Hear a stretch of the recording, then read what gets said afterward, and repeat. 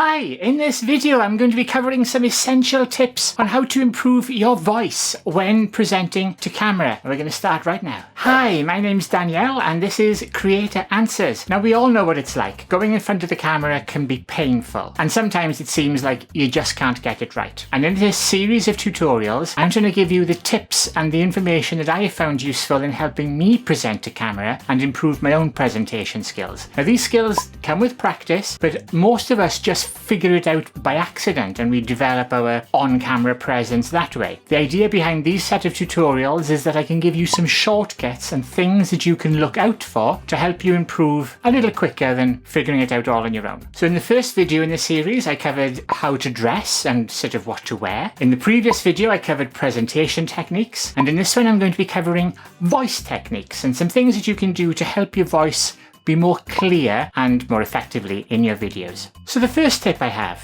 number one, remember to breathe. It's so easy to just plow on. Words, and suddenly you run out of breath and the sentence goes a bit weird and you don't present well. Or you take a big breath and then you carry on because you get really excited, and it's surprising how often this happens. So remember to breathe. If you don't breathe, you can't speak for long. There's a saying that says we're all a couple of minutes away from death. Dark. But every time we take a breath, we reset the clock. And that's kind of the same thing with presenting to video, although a little bit less dramatic. The more you breathe, the more you support your voice with breath, then the better your voice presentation will become and the easier speaking will become. I know it sounds ridiculous, I know it sounds like it should make an obvious amount of sense, but at every full stop, take a breath. You can edit out the pauses later, don't worry about that too much. Post-production is a marvellous thing for making all of the gaps go away. So take your time, breathe, get the breath you need to deliver that line well. Number two, don't worry about resetting if you fluff up a line, okay? The number of times I'll be hand blah blah blah blah blah blah blah blah blah yeah. Start over, and then you go again. Now, what you don't want to do is try to fix it and then press on. I know sometimes we're really excited and we're keen to get our lines out and we're keen to finish our video, but just stop. Take a breath. Look at your notes and do it again. Everybody bloops their lines. There's a reason why blooper reels are they're kind of funny sometimes. Don't worry about messing up your dialogue. Take a breath, take a moment to reset and just do it again. Just do it a few times and you'll get it right. If you're really struggling, especially if you're doing a long monologue or a paragraph of text, break it up into lines. Deliver your line, take a breath, check your notes, deliver your next line. Now, you have to be careful here because it can sound stilted. First I said this line. Then I said the next line.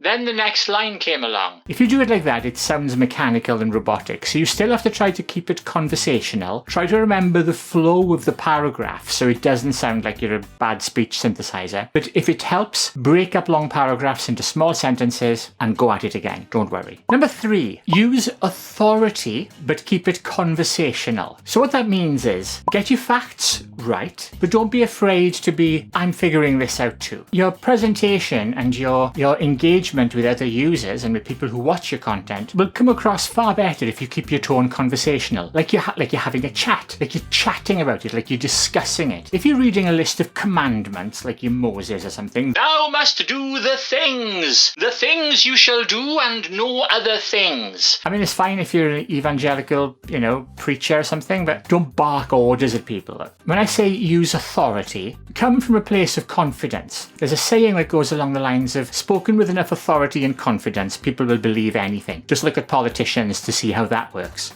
What this means is, sound like you know what you're talking about, and the best way to do that is to, know what you're talking about. So research your topic, read it, so that you're confident and comfortable with what you're going to say, and then present that in a conversational tone. Hey, I learned this really cool thing about this cool thing, and this thing has all these cool details. You should know about this, and this, and this, and this, and this. Use that approach instead of just listing facts, or make it a chatty conversation, but get your facts right. 4. Going back to flubbing up a little bit here, keep your outtakes. Now this is a tip where when we mess up our lines, when we like really screw them up, Hollywood films, and I mentioned this a little earlier about outtakes, blooper reels. Some of the funniest parts on my videos have been nothing to do with the content. They've just been a little outtake reel of me getting my lines horribly, horribly wrong. Don't worry about them. Keep them, save them, use your outtakes later. Don't let them throw your presentation. Keep your voice steady, reboot, but take some confidence from the fact that actually those outtakes, that's content that you can come back to later. They're going to be really useful for you. My number 5 tip for improving your voice, and I've said this already with presentation, but for your voice too, smile. Keep smiling. You sound